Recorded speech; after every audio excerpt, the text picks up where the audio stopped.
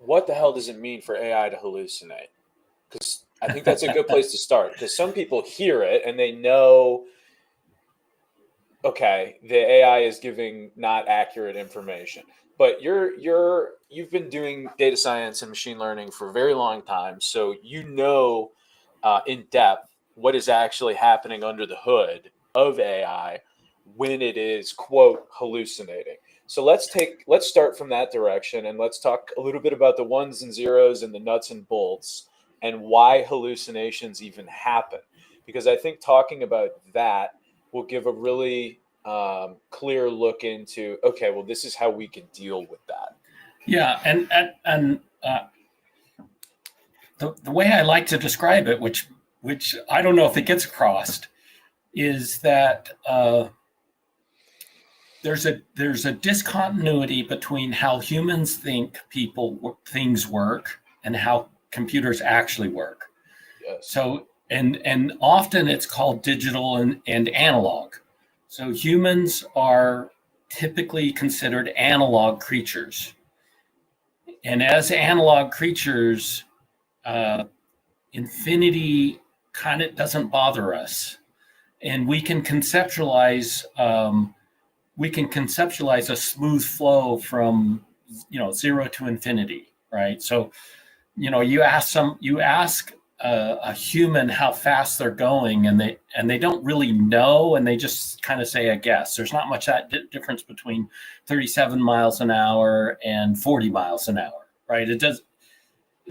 Their perception of time, their perception of how fast things are going by, it's analog, Sure. right? And if you think about it from a continuity standpoint, they don't differentiate between when I sped up a little or when I slowed down a little bit. Now, when you look at the car's computer, it's digital.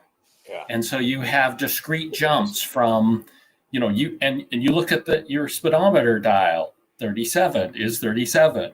There's no 37 and a half. There's no 37 and 3/4. Oh, it's 38 now. And so you have these discrete, in essence, you have a gap. Now, if you expand that out to artificial intelligence, when they build a model, because the computer is digital, there are gaps in the model. And so that's where hallucinations typically stem from. So you've asked for a question, and today's AI is all pattern matching. So you've asked a question, and it is going to find an answer that matches the pattern of an answer to the question that you asked, right? So there is some convolution in how many